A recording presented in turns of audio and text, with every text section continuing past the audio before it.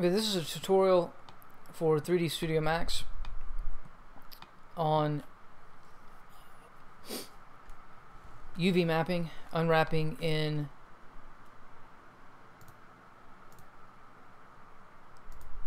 reattaches, a UV layout. The first thing we need is to grab some stuff. We'll start with this guy.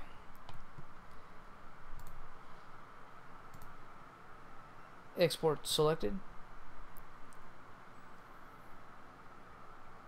We want to call it perg pillars. I already have it. I'd already put it in there, but we'll do it again. It has to be OBJ. Don't use a preset. Bad things will happen. So just leave it as it is. Hit export. If it's not, you want to make sure that you also get quads on all of your stuff. You want quads. All quads.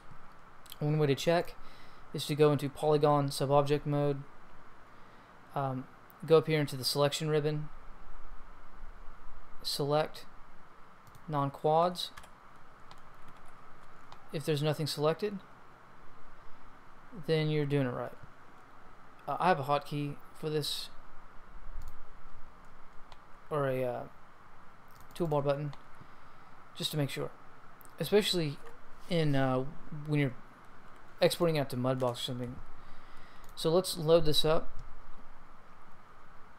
There it is. Type sub D and poly. We have a poly. I'm not exactly sure what this is for. Edit. We can edit the existing UV islands that are already there. That's sort of a bad idea. I've had nothing but problems trying to come in and edit something. So I always do new. I want them new, and this will clean them. So if you did have them and you want them new, always make sure you come in and clean. We don't want to weld the UV islands together, and we certainly don't want to detach flipped UVs. I mean, if you deal with this, maybe you would, but I mean, for what we're doing is, you know, fairly basic, so we don't need to worry about that. And we'll load this up.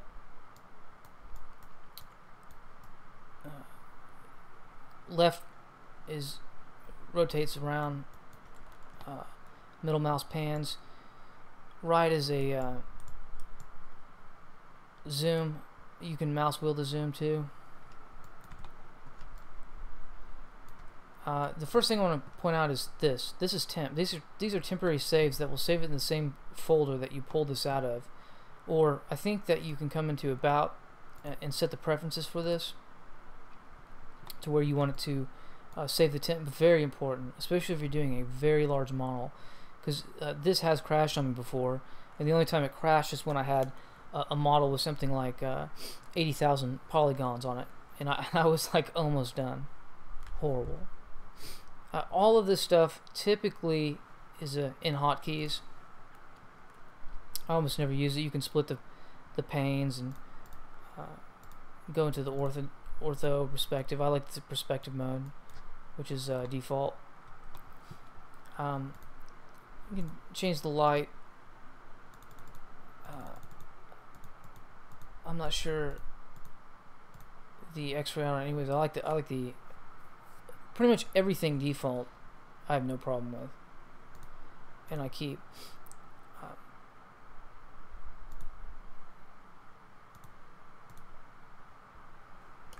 Let's abort that.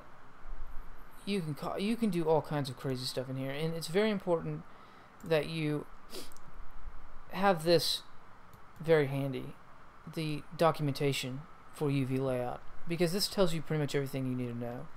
uvlayout.com/doc/user_guide:hotkeys, because this is all I'm dealing with. I'm not dealing with every single thing in the program, but the very few UV layout tutorials, they don't really give you some of the most useful tools. They don't go over them. At least they don't go over them very well. So let's just get started. what we can do is we can hit there is no clicking on anything, so that's the first hurdle you've got to get over. No clicking. So whenever you hit a button, like we'll start with C, which cuts, it makes a cut. This is the cut that you made. It's red. This is the projected cut, and you'll see that it didn't go all the way around, so you just have to come in. So just hitting C twice cuts it. Now there's two ways to separate this, because this is ultimately what we want to do, is separate this middle part from the rest of the model. And we'll go ahead and do the bottom one too. You can hit enter, and that will separate it. And then of course you can hold down alternate, or I'm sorry, a space bar and middle mouse to move it. So hold down space bar or middle mouse and you can move it around and move it out of the way and stuff like that. Or we can hit Control Shift, which will simply split. And then of course we can do the same thing. Oh, I guess it doesn't remove it if we split it. So I always hit enter, unless I'm trying to move fast, because it's split is actually Shift S. Yeah, I think I said that. Let's try that again. Shift S. Yep, it splits. So from here, what we want to do is we have 1, 2, 3. This is the very end. You can put textures on it, but we don't have anything in the UV space. So let's just go ahead and hit D and drop it into the UV space and hit number 1 on the keyboard. And that puts it right here. And I'm just going to do this fairly quickly. And you see that we've sort of flattened this out. It's sort of like a pelt map or a peeling. Really just flattens this guy out right here. And we'll get into this a little bit later, exactly everything in the UV editor. But what we want to do is essentially break this down. And so now we can keep going, we can keep using the cut C, and we could go around here like this, hitting enter, and so that's pretty much done. This is ridiculously fast.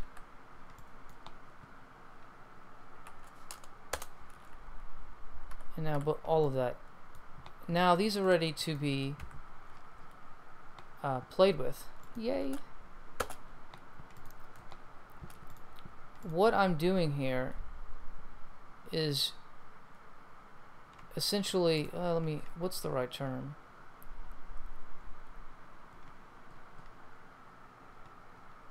A flattened shell. That's right. F. And what you'll notice right here, this is a good indication, like blue is like perfect.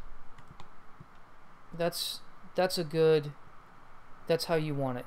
Green, not so much. And the farther it gets to red is the worse that this gets. Do you see what I'm saying? Like, let me give you an example. Hit 3.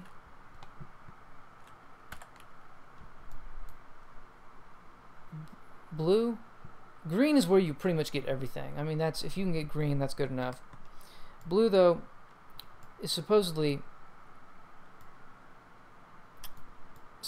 the best. At least that's what they told me on some YouTuber said that. It doesn't look like it. It looks like the green is the best. There's not too much stretching or bending or whatever. But this over here has even worse. I mean, you can tell it's super bendy. And you can hit T to cycle through these. And you can hit the plus and minus, make them larger or smaller. And this will give you a good idea. So we'll go back to 1 is the UV editor. 2, of course, is where we were at, dropping them in to the UV editor. And there's a number of ways to do this. Let's just talk about how the different ways to actually map these, to flatten them or pelt them or whatever you want to call flattening these shells out. We can hit B, which gives us a brush. It's very subtle. And see, since this thing is so packed in together, there's not really loose. It doesn't, you're not going to see much. X is a much more violent form of this. And this pretty much stretches it out really well. If you hold down F, F is the pelt map. This is the main thing if you hold down F. And we can come in and this is B, so I'm just holding down B and moving around my mouse. And then hit F, and then B again, and then we can sort of get back to where we were. What I do is I'll hold down spacebar and F, and this will keep pelting it. This is something that nobody really brings up in any of the tutorials I've seen. So all we do is we click on something, we click away first so we don't select this, because this will stay selected. If we select this, it'll map both of them, and that's a problem. So if you just keep selecting things, it'll select them all. So hold down spacebar and hit F, and it'll just keep doing it and doing it and doing it, and then hit spacebar again to stop. Now if we wanted to say we don't like this, we don't like this thing right here round, what we want to do is we can come in and use cut in the same way that we did out there. So C, we can cut these apart however we want to. So C is the big key. That's the key you should memorize, is C. And I say, oops, I didn't want to cut it. W for weld. Sometimes you have to hit enter after you do that. So cuts it, weld, enter, welds it. And if we go back out, it's the same thing. So you hit C. Oh, I don't like that. W. And see, of course, the yellow is projected, so it's just going to follow. If you just hit W on this, it's only going to take away the red.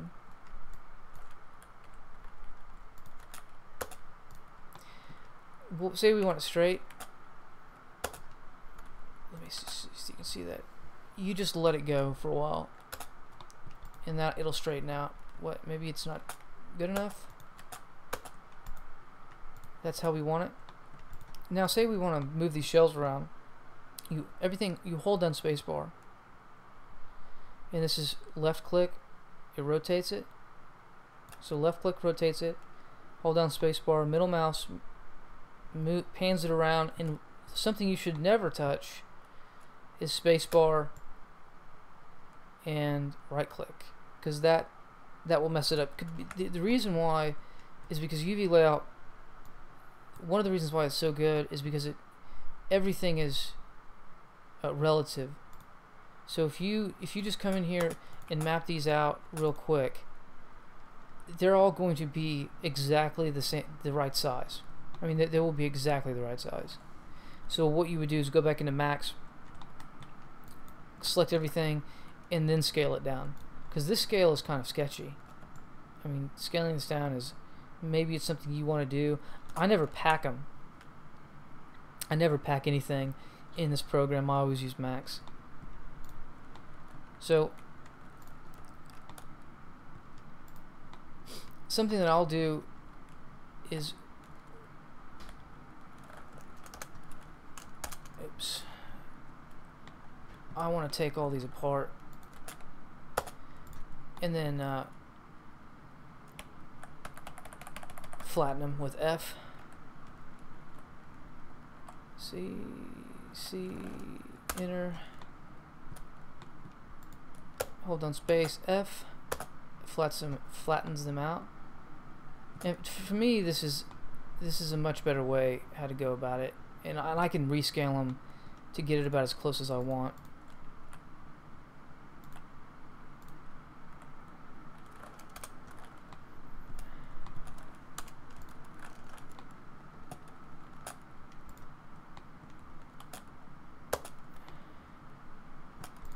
you know, on and on and on. But see, that puts them all in a very nice place.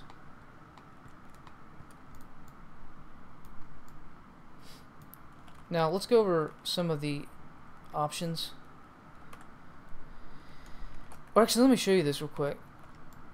This is something I use a lot. This is way faster, in my opinion, than going around and cutting it. This is G. G will, if you double down on G, it'll select the whole thing. So that's not very good. You got to be kind of selective with it. It's basically just paints it on here, and it does the same thing. So you just hit enter, it'll pop that off real quick. And it say that we had a G and oh, we didn't want that, just shift G will remove it. So G is very important, and this will paint it. So you hold down G and you just paint up very, very quick. I mean very quick. That is the power of the UV layout. Instead of going there, I was cutting it like 2 months. I was hitting C all around these ridiculously complex meshes, taking forever when it should have just been hitting G the whole time. Let's see, and we can always drop this. We can always drop this in, and it's gonna be doing something funny like this. We can come in and hit C and sort it out just like that. I mean, this is the entirety of the program. There's really not much else other than this. But you can come in and find there's a number of H. You can hide inside the box, hide the flat, hide mark. You can mark shells, unmark shells, swap shells. You can of course do all kinds of crazy stuff, some of which isn't even in here. So it doesn't sound like they've updated their documentation anytime soon, because here you can see you can pin these things. If we go into here,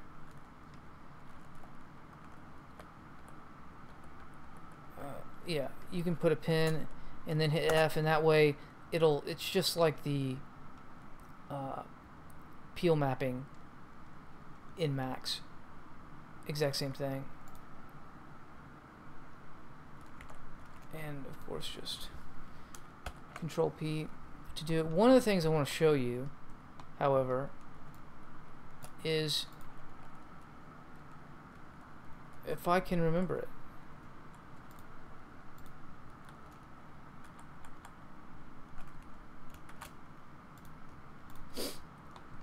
This is a way, Shift R, like if you wanted this stuff straight,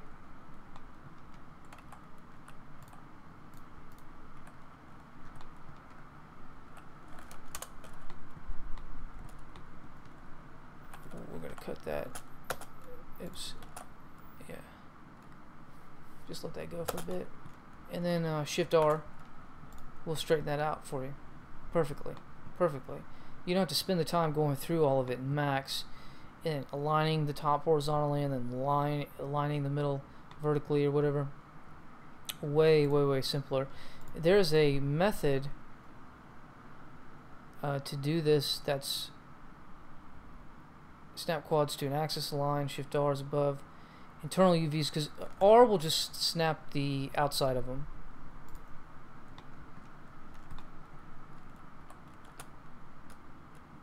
We'll let that go, and if we just come in here to R, see, it won't snap the middle ones. Of course, on something like this topology, it doesn't matter. But if you wanted to get the middle ones in, there you go. And now, if you straighten it, it's going to it's like putting pins down. It's like putting a lattice over this, so it stretches just the polygons out perfectly. It's very handy. So if you're doing something with it straight, some of these, like, you'll just have to come in here and look and determine for yourself if it works for you.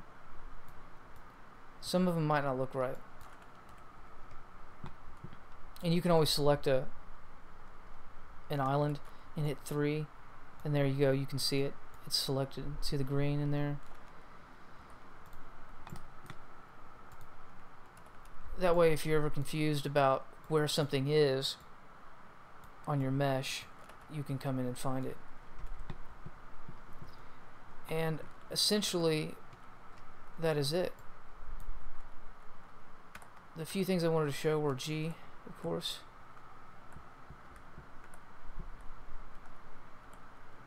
Oops, make sure you disconnect that first.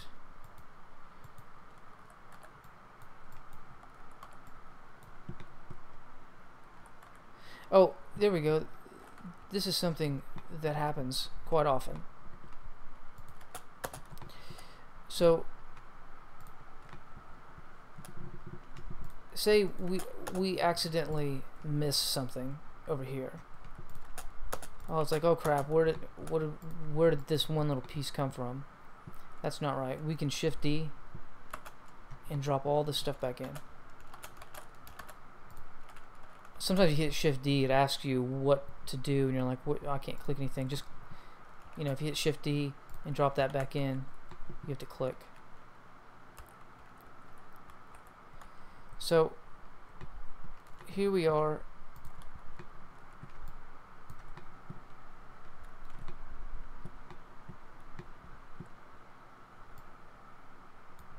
So it's just this right here. And if we wanted to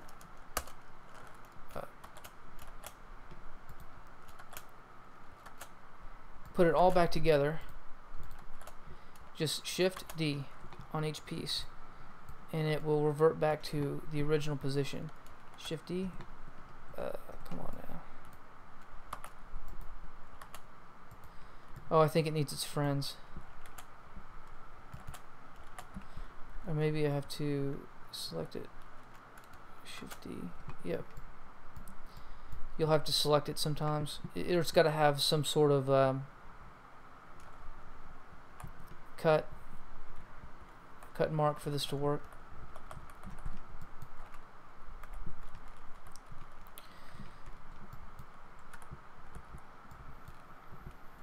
And you can just drop it in and then like I said, come in here and just play with it.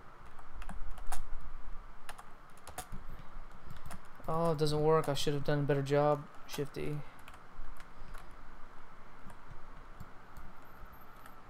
You can use the cut. Here's one of the problems with the cut is that it starts getting weird things. And let's say we're down here and you're like, oh, I need to weld that back. It just starts removing all of it. So you have to come in and cut.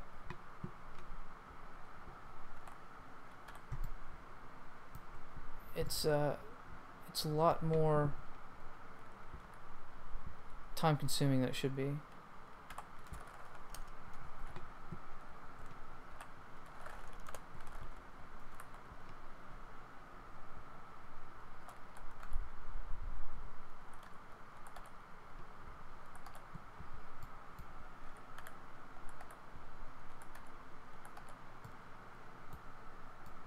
See, look at this. Look. What the hell?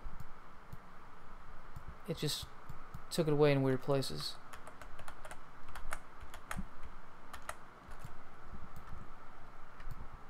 Probably because there was cut lines there.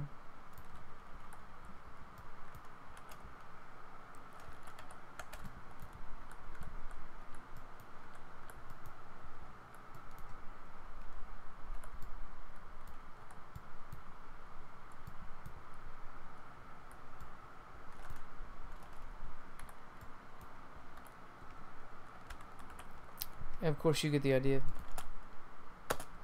You can always come in here, render it. You can pack it. This does a terrible job. I don't even know how to work this. I've looked at the documentation. No idea. It doesn't seem to work very. It doesn't seem to want to work very well at all.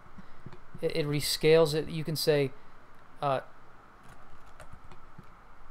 allow boxes to overlap, shrink boxes to fit. You can you can unclick that and it will still scale everything and just mess it up. Don't know. Alright, you guys get the idea. That's the video.